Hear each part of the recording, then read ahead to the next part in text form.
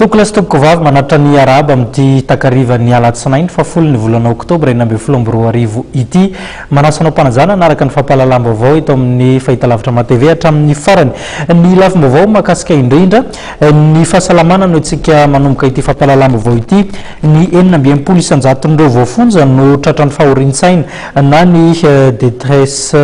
psychologique io no ahafantarany be sy ny maro azy io ny fantatra nandritry ny fanamariana ny andro maneran-tany ho an'ny fahasalamana ara-tsaina izay niarahana nankalaza tamin'ny handicap international teo ihany koa ireo mpiara-miombonantoka samihafa tato-pavao. Raha ny fanadihadiana izay nataon'ny handicap international dia 900 isanjaton'ireo voafonja eto Madagasikara no tratry ny fahorin-tsaina raha toka na tratra 70 isanjato izany ny taona 2024.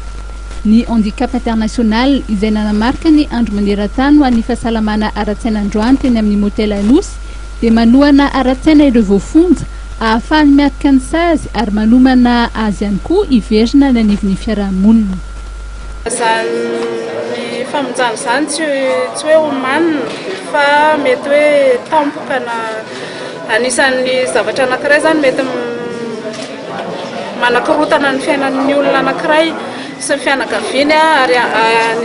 eo ihany koa ny fiarahamonina 20 isanjaton'ireo voafonja no tratran'izay antsoina hoe fahorin-tsaina izay na détresse psychologique.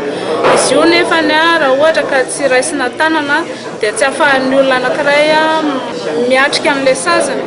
na tsy ahafahan'ny olona anankiray manomana ihany koa ny hoaviny. Anisan'ny tena mbola zava-dehibe eo amin'ny fonja izany ny voafonja ny resaka fianakaviana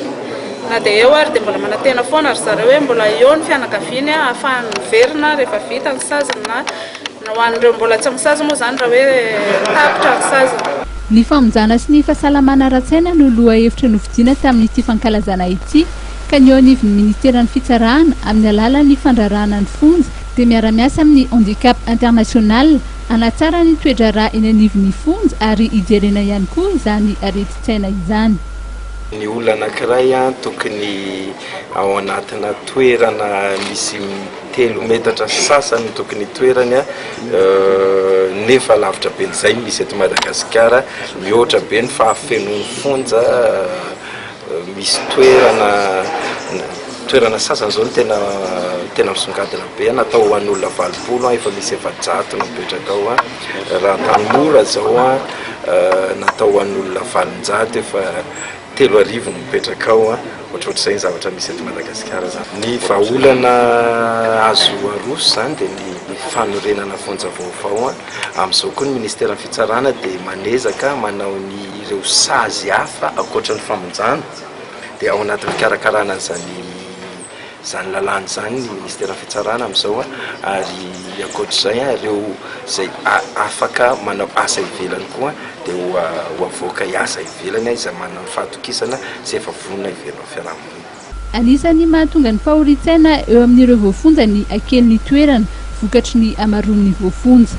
Nandritry ny fankalazana androany dia nisy ny fampiratiana sary anehoana ny fahorin-tsaina nataon'ny fonja fampiratiana izay hitoeny amin'ny tahala rarasina Analakely hatramin'ny 15 Oktobra.